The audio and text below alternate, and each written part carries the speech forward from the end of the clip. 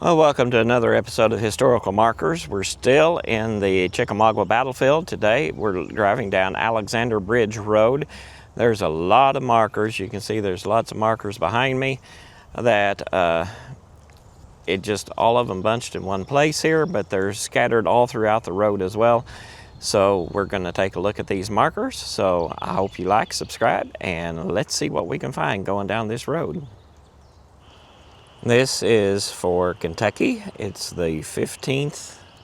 Hard to tell what that other word is. It looks like U.S. Volunteers. And once again, it is out in the woods. Well, we have a whole string of markers here on Alexander Bridge Road. And the first one we're going to look at is Georgia 25th Infantry. Lieutenant Colonel Williams, Wilson's Brigade, Sis Walker's Division at 12:30 p.m. on September 20th of 1863. Next we have the Georgia 29th Infantry, Lieutenant George McRae, Wilson's Brigade, Sis Walker's Division, 12:30 p.m. September 20th, 1863. Then we have the Georgia 46th Infantry, Colonel Peyton Colquit, Major Spear, Colquit's Sis Brigade, Sis Walker's Division at noon on September 20th, 1863. Then we have the Georgia 30th Infantry, Colonel Thomas Manchell, Lieutenant Colonel James Boynton, Wilson's Brigade, Sis Walker's Division, 12:30 p.m., September 20th, 1863.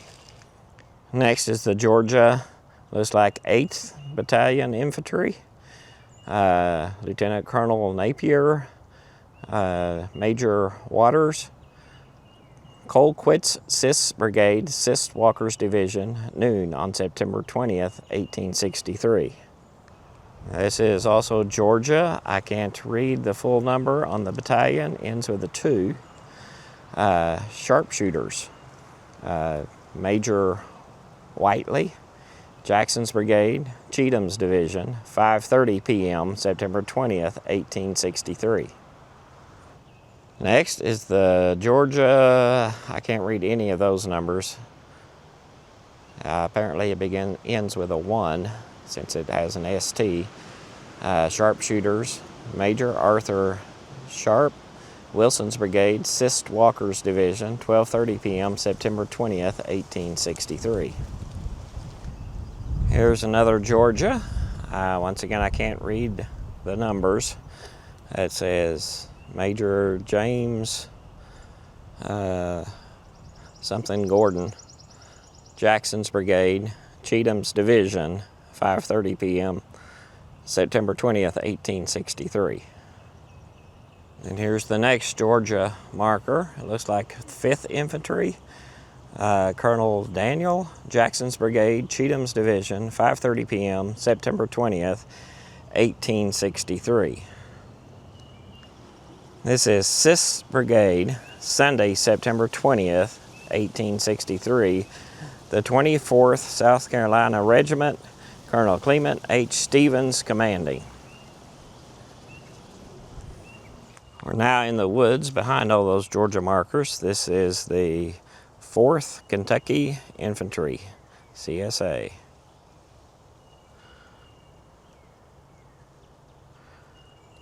And here we have Gist's Brigade. This brigade, the 16th South Carolina, being left at Rome, Georgia, came upon this ground about 10 a.m.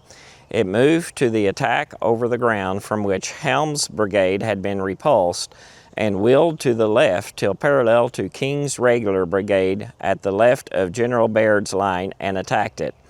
Colonel Colquit was killed, and at the end of 30 minutes hard fighting, in which all but 2 of the field officers were killed or wounded, the brigade fell back, fighting to the first position. About 5 o'clock, the brigade moved forward to the Lafayette Road and bivouacked. The percentage of loss was 34.28%. all occurring in 30 minutes. We have another officer marker here. It says Peyton H. Colquit, Colonel of the 46th Georgia, commanding Gist Brigade, Walker's Division, was mortally wounded here about noon on September 20th, 1863.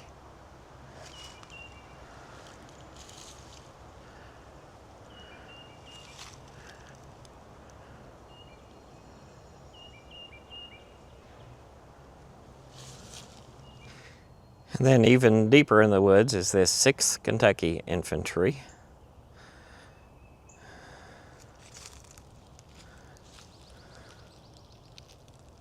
I will say that a lot of these markers are out deep in the woods and not the easiest to find. Here's 2 more cannons in the woods with a Georgia Howell's battery, Captain Evan Howell, Wilson's Brigade, Walker's Division, 12:30 p.m., September 20th, 1863. And then there's more even deeper in the woods. So let's go deeper. Liddell's Division.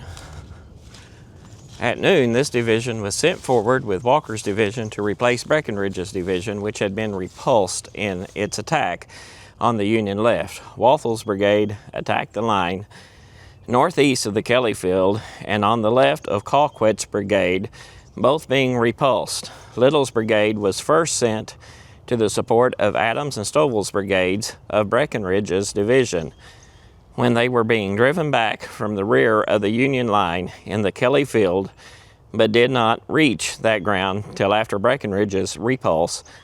And about 5 p.m. the division advanced to the Lafayette Road and crossed it at McDonald House.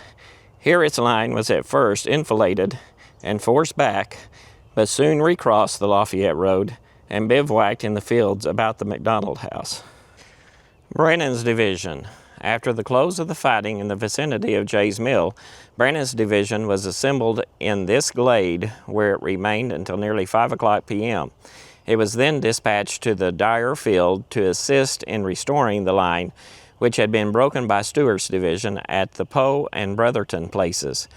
The appearance of Brannan's troops in the northern extremity of Dyer Field while Neglev's division was approaching it from the south caused the withdrawal of Stewart's line. The division bivouacked on the slope west of the Dyer House. Walthall's brigade. The brigade being formed to the rear and left of this position was sent to the left to assist Polk's brigade. Reaching the vicinity of Polk's line, the brigade attacked the Union works and was enfiladed from their east salient. Its left was driven back to the right, was ordered to cease firing, and the brigade then retired to the vicinity of its first position, from which was moved to the right and forward to this line, where it remained until about 5 o'clock. At that hour, it was ordered to forward and cross the Lafayette Road. We're still here deep in the woods, and this particular area was the headquarters of the Reserve Corps for Major General W.H.T. Walker on September 20th, 1863 in the afternoon.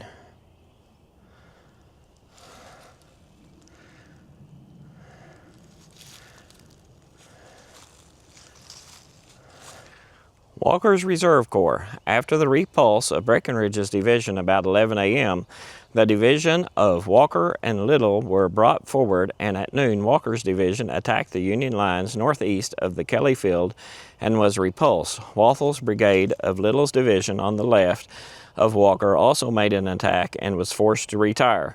Liddell's brigade of the same division was driven back after reaching a point near the Lafayette Road. At 5 p.m., Liddell's division, supported by Walker's, advanced across the Lafayette Road at McDonald's. From this position, Liddell's division was at first forced back by enfilading battery fires and by a charge of Turchin's Union Brigade along its front, but subsequently reoccupied the position at dusk, and the whole corps bivouacked on this portion of the field.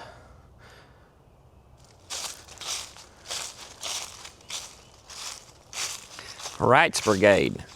On Sunday, September 20th until 2 p.m., The brigade remained with its division in reserve more than a mile southeast of this ground. About 2 o'clock, it was moved with the division to the extreme right, and about 4 o'clock formed on the right of Manny's brigade in support of Jackson's brigade, then actively engaged. Near sunset, it was moved with the general advance to the right wing, passing over this ground to the Union breastworks, which were being abandoned.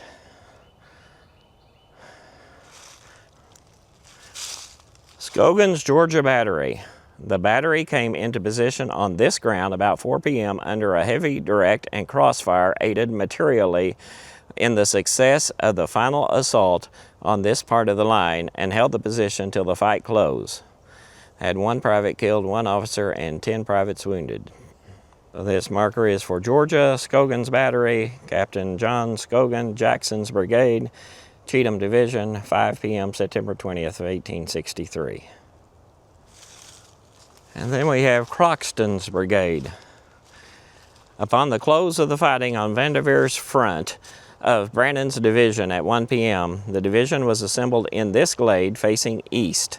Croxton's Brigade was the right of Brannan's division, which latter was on the right of Baird's. Shortly before 5 o'clock, Croxton's Brigade, leading Brannan's division, was dispatched to the Dyer Field to assist in repelling Stewart's troops, which had penetrated the Union center at the Poe and Brotherton houses. This marker is for Benjamin Helm, Brigadier General, commanding Brigade, Breckinridge's division, who was mortally wounded here about 10 a.m. on September 20th of 1863. Here we have some more cannons in the woods.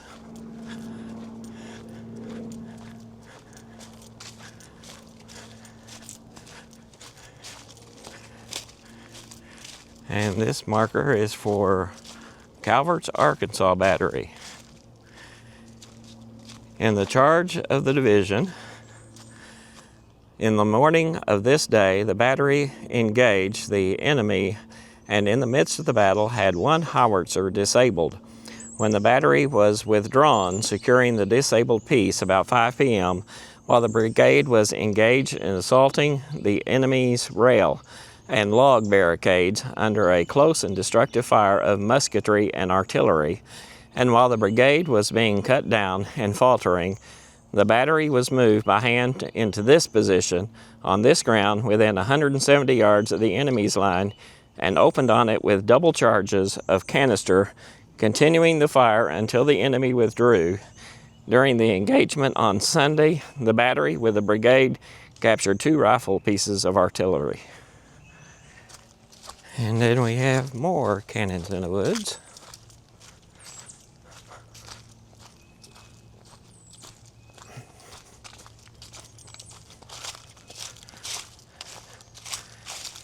This is Douglas's Texas Battery. It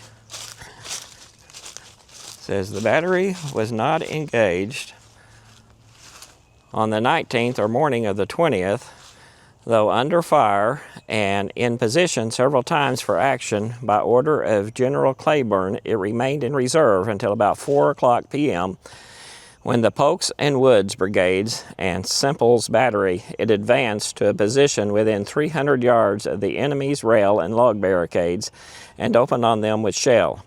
After firing 20 minutes, the enemy began to yield ground. General Claiborne then ordered the battery to cease firing and move the pieces to the front, coming into position on this spot in support of Polk's brigade. By direction of General Polk, the battery opened on the enemy works, firing a few rounds. When 1 piece was moved to the top of the ridge with the infantry and opened fire, the captain pushed forward with 1 piece to the Chattanooga Road when he was ordered to halt. The remaining pieces were brought up and all bivouacked for the night. And then we have the small marker here. It says Douglas, Texas Battery, 4 guns, Deschler's Brigade, Claiborne's Division, September 20th, 1863, 5 p.m. Captain James P. Douglas.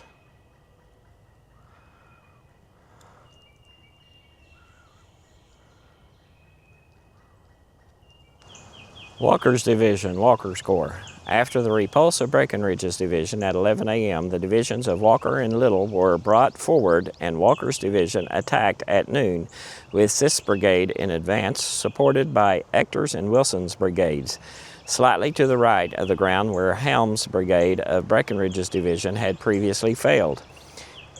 Gist's brigade struck the Union log works at such an angle as to receive both a direct and enfilading fire, and at the end of 30 minutes had lost nearly 1/3 of its numbers and had been repulsed. Colonel Colquit was killed, and all but 2 of the field officers of the brigade were either killed or wounded, and its withdrawal was covered by Ector's and Wilson's brigades. Shortly before sunset, the division in support of Liddell's division advanced to the Lafayette Road, meeting with little resistance as the Union forces were withdrawing and bivouacked for the night. Breckinridge's division. This division formed for the attack about 600 yards east of this point, with Helm's brigade on the left, Stovall's in the center, and Adams on the right. About 9:30, it advanced. Helm's brigade, moving under heavy fire, emerged from the woods at this point and assaulted the Union lines on the opposite side of this glade. In 3 assaults, it was repulsed with very heavy loss, though the right of the brigade penetrated to the Lafayette Road and captured 2 guns of Bridges' battery.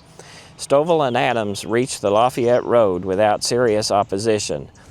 These latter brigades then changed front to the left and advanced south, Adams being on the right and Stovall on the left of the Lafayette Road to a point in the Kelly Field quite in rear of the Union left. Helm's brigade.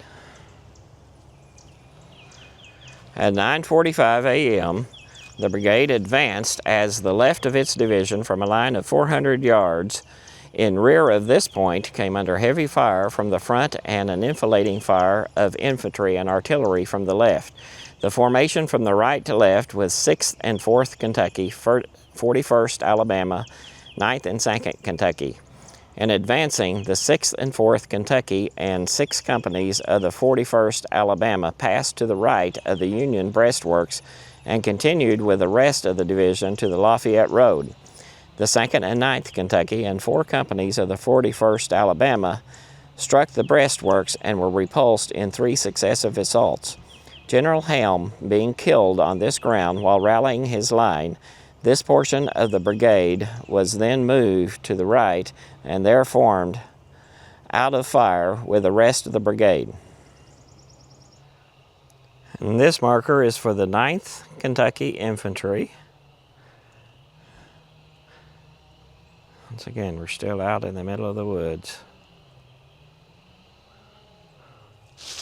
And then here we have the 2nd Kentucky Infantry.